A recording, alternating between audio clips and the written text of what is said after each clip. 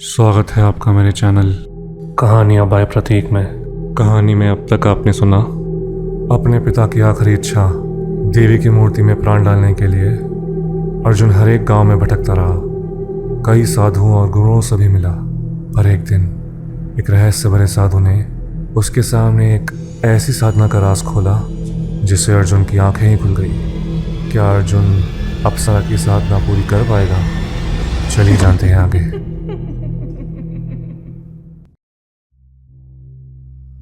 अगली सुबह उठ के अर्जुन अपने रोजमर्रा के काम में लग गया, लेकिन उसका ध्यान तो कहीं और ही था।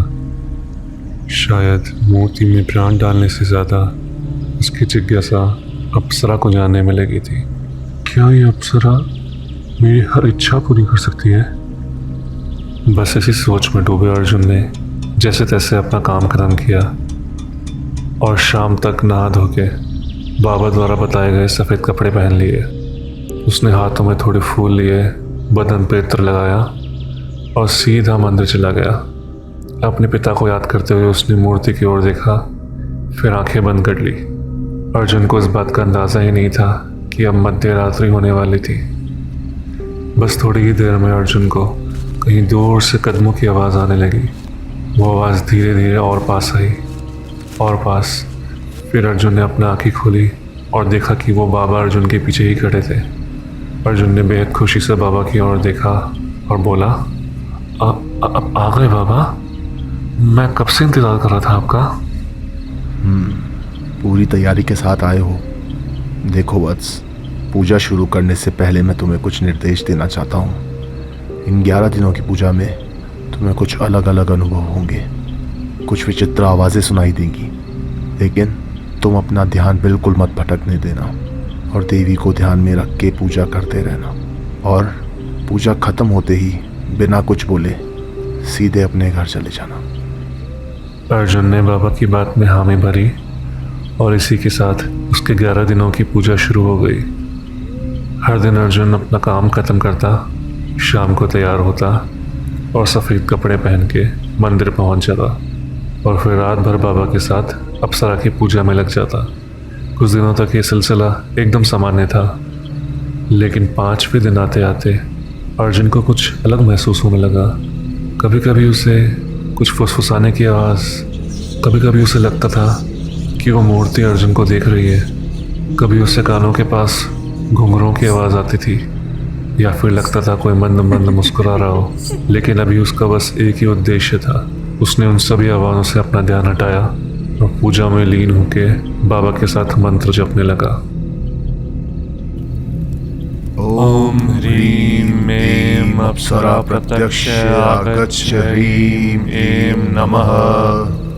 ओम ह्रीं ऐं अप्सरा प्रत्यक्ष आगच्छ ह्रीं ऐं नमः। ओम ह्रीं ऐं अप्सरा प्रत्यक्ष आगच्छ ह्रीं ऐं नमः।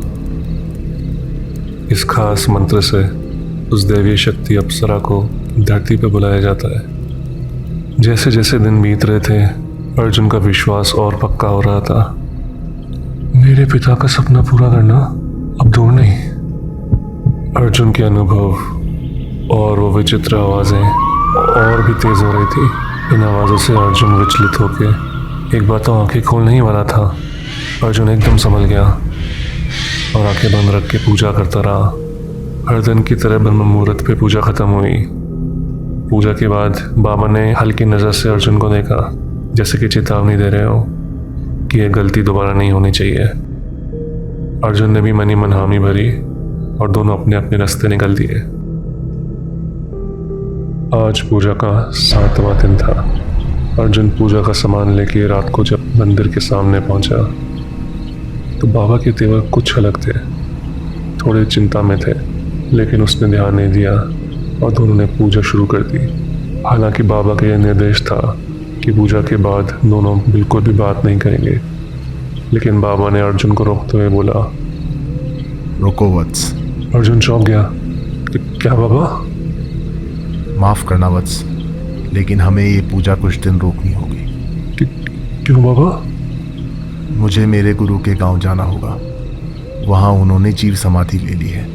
अर्जुन मनी मन सोचते हुए। लेकिन पूजा। हाँ अर्जुन, सही सोच रहे हो। मेरे आने तक पूजा मत करना। जब मैं लौटूंगा तब हम पूजा फिर से शुरू करेंगे। अर्जुन बहुत हताश हो गया, लेकिन बाबा के आगे वो कुछ बोल ना सका और निराश मन से अपने घर चला गया। ना वो ठीक से सो पा रहा था, ना उसका काम में ध्यान था। उसे ऐसा लग रहा था जैसे मंजिल के इतना करीब आके उसे किसी ने धक्का दे दिया हो। 3 दिन गुजरे, फिर हफ्ता, और अब 15 दिन निकल गए थे। अर्जुन रोज मंदिर जाता, पूरी रात वहां बैठता। नहीं, मैं हार नहीं मान सकता, कुछ तो करना होगा। फिर एक दिन उसके मन में ख्याल आया, क्यों ना ये पूजा मैं अकेले ही कर लूं।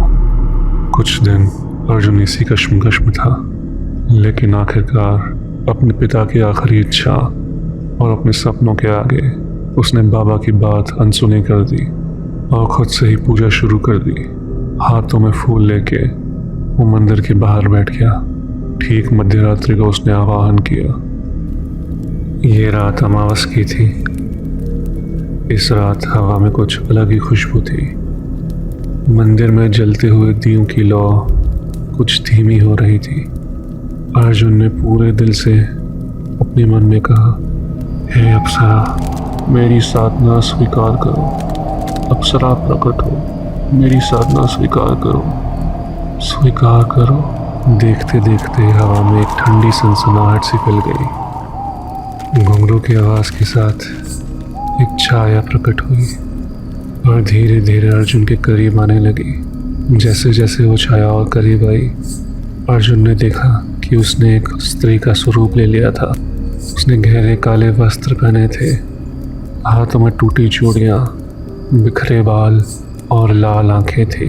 वो साया धीरे धीरे अर्जुन के करीब आया और उसके कानों के पास आके बोला, तुमने मुझे बुलाया, पर क्या तुम तैयार हो? क्या वो साया सच में अप्सरा का था या कुछ और? आगे की कहानी जानने के लिए चैनल को सब्सक्राइब करें और बेल आइकन दबाएं ताकि अगला और अंतिम भाग सबसे पहले आप तक पहुंचे।